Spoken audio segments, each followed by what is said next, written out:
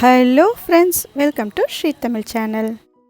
இன்றைக்கி நம்ம பார்க்க போகிறது என்னென்னு பார்த்தீங்கன்னா, நம்ம எல்லோருக்கும் ரொம்ப பிடிச்ச தேங்காய் சாதம். இன்றைக்கி நாம் குழந்தைங்கள்லேருந்து பெரியவங்க வரைக்கும் எல்லோருக்கும் பிடித்த மாதிரி தேங்காய் சாதம் எப்படி பண்ணலான்னு தான் பார்க்க போகிறோம். முதல்ல ஒரு பேனில் 2 டேபிள் ஸ்பூன் தேங்காய் எண்ணெய் எடுத்துக்கோங்க. தேங்காய் சாதத்துக்கு தேங்காய் எண்ணெய் ரொம்பவே நல்லாயிருக்கும். ஒரு 1/4 ஸ்பூன் கடுகு போட்டு தாளிச்சிக்கோங்க. கடுகு நல்லா வெடித்ததும் 4 காஞ்ச மிளகாயை முழுசாக சேர்த்துக்கோங்க. 1 ஸ்பூன் கடலைப்பருப்பு, 1 ஸ்பூன் உளுத்தம்பருப்பு, 2 பருப்பும் லேசாக பொன்னிறமாக ஆகிற வரைக்கும் வறுத்தெடுத்துக்கோங்க.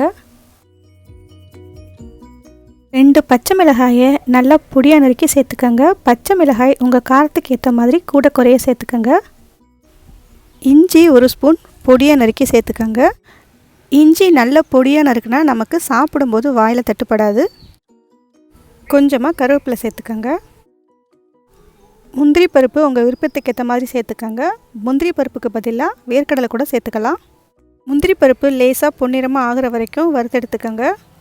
அடுத்து ஒரு 3/4 கப் துருவிய தேங்காய் சேர்த்துக்கோங்க. தேங்காயோட ப்ரௌன் கலர் தோல் பகுதி இல்லாத மாதிரி பார்த்து துருவி எடுத்துக்கோங்க. 1/4 ஸ்பூன் பெருங்காயத்தூள் சேர்த்துக்கோங்க. அடுப்பை சிறு தீக்கு மாற்றி வச்சுட்டு 1 நிமிஷத்துக்கு மட்டும் தேங்காயை வதக்கிக்கோங்க. தேங்காயோட நிறம் மாறக்கூடாது. அப்படி இருந்தால் தான் நமக்கு தேங்காய் சாதம் சாப்பிட்றதுக்கு ரொம்பவே நல்லாயிருக்கும். சாதத்துக்கு தேவையான அளவு உப்பு சேர்த்துக்கோங்க. உப்பு பார்த்து சேர்த்துக்கோங்க. நமக்கு பத்தலைன்னா கடைசியில் கூட சேர்த்துக்கலாம். உப்பு சேர்த்ததுக்கப்புறம் ஒரு முறை நல்லா கலந்து விட்டுக்கோங்க. 3/4 கப் துருவிய தேங்காய்க்கு வடித்து ஆற வச்ச சாதம் 3 கப் சேர்த்துக்கோங்க. பச்சரிசி சாதம் தேங்காய் சாதத்துக்கு ரொம்பவே நல்லாயிருக்கும். அடுப்பை சிறு தீயிலே வச்சு ஒரு முறை நல்லா கலந்து விட்டுக்கோங்க.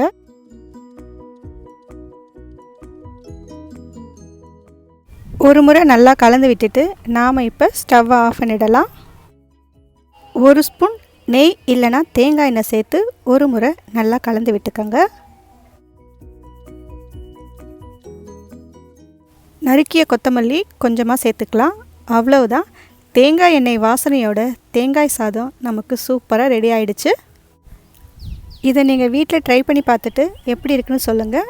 இந்த ரெசிபி உங்களுக்கு பிடிச்சிருந்தா லைக் பண்ணுங்கள், ஷேர் பண்ணுங்கள். ஸ்ரீ தமிழ் சேனலுக்கு சப்ஸ்கிரைப் பண்ணுங்கள். தேங்க்ஸ் ஃபார் வாட்சிங்.